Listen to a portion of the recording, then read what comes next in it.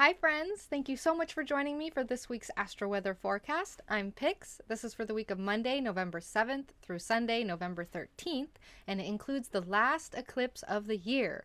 I release weekly personalized rising sign horoscopes for my patrons every Sunday, along with this forecast. So if you're interested in learning a bit more about that, check my Patreon link in the description of the video. All right, so the first half of the week is active and includes the main events for the most part. Wonky energy and weird happenings are to be expected around Monday, November 7th and Tuesday, November 8th, when the full moon lunar eclipse exacts at 16 degrees Taurus.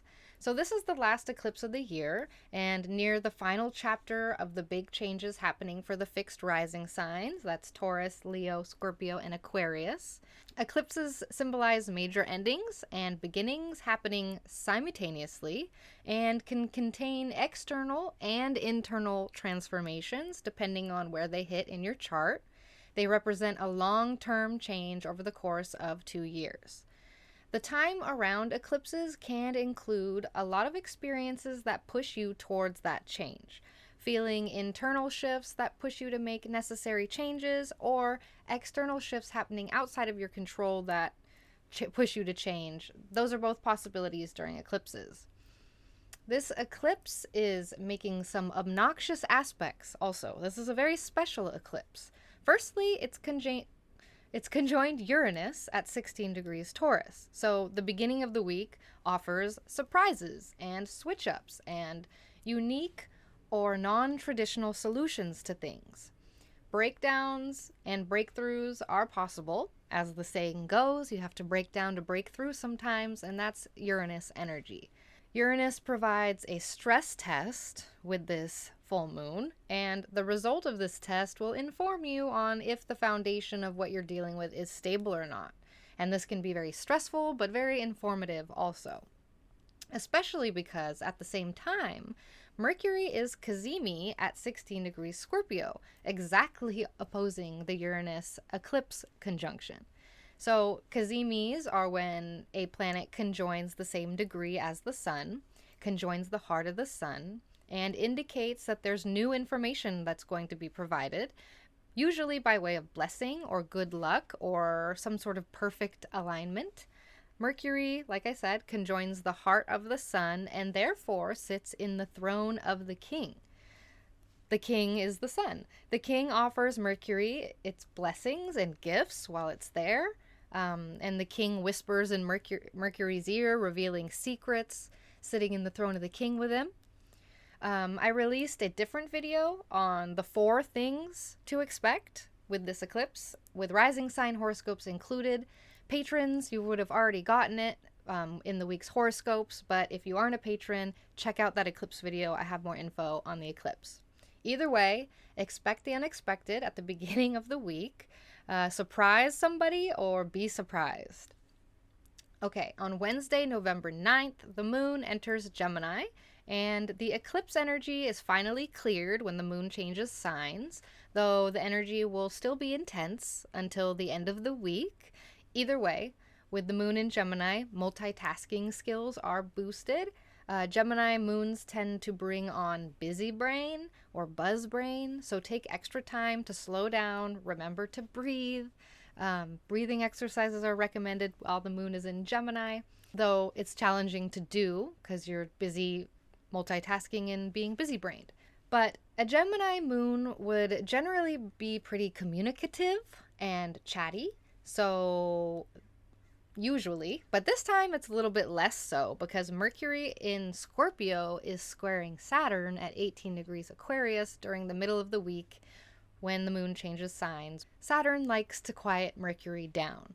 Serious conversations or communications in general are likely. Delays with commutes in the middle of the week are definitely possible, so take extra time on your commute in the middle of the week. Challenges with technology can come up. With all of this, though, a certain focus or fixation is available. It can be very productive, but hard work is likely in the middle of the week. At the same time, a flow of creativity is possible, Daydreaming and mystical comfort obsessions are encouraged. Venus in Scorpio trines Neptune at 22 degrees Pisces, which indicates a thread of romance or romanticization available that can help soothe any of the growing pains due to the Saturn squares. Music, movies, art are all boosted. These are Neptune things.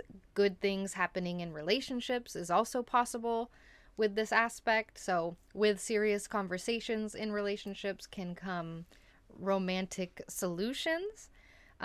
So Wednesday and Thursday include 2 Saturn squares, one from Mercury, like I just mentioned, and another one from the Sun. So with this, the middle of the week brings on decision time. Feeling like you're stuck between the devil and the deep blue sea is likely for the middle of the week. Having to make a difficult decision is a possible manifestation of this aspect. Working hard is on the menu for the middle of the week.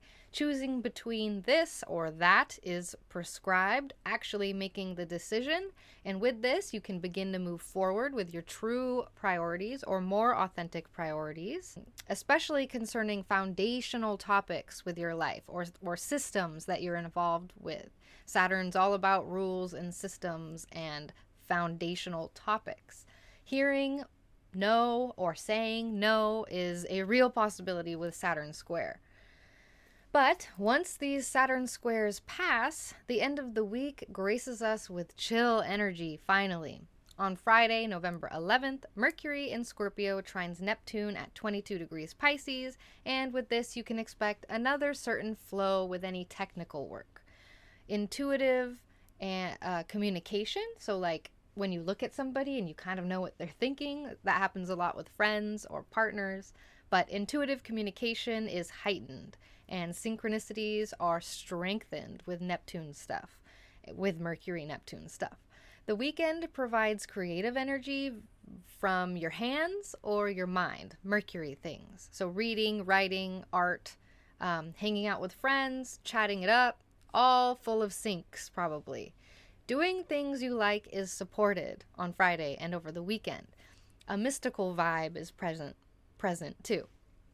The weekend continues to be chill because on Saturday, November 12th, Venus in Scorpio sextiles Pluto at 26 degrees Capricorn. And this adds some major profound energy to the creative flow and brings in opportunities to further deepen intimacy in relationships. And I think this weekend makes for good social time, but I am a Scorpio rising, so I would like this vibe. It's like being at a big party, but hanging out in the corner with like just two people and deeply connecting with them at this big party over something kind of surprising. That's kind of the energy. So overall, this week is challenging, but as each day goes on, things get a little bit easier. And once you reach the weekend, things will feel drastically more pleasant. And that's what's up for this week's forecast. Are you expecting anything to come up? Let me know in the comments. If you want to join a cool occult community full of chronically online mystics, you can chat with me and a bunch of other cool people in the 9th House Discord, and the link to join is in the description. Again, I release personalized rising sign horoscopes after this forecast to my patrons every Sunday. So if you're interested in learning what to expect for your rising sign every week, go ahead and check the Patreon link in the description of this video. I'm endlessly thankful for your support and for you being here. Comment below if you have any questions or need any clarification on anything. Don't forget to like and subscribe, and I will see you next time. Thanks again. Bye.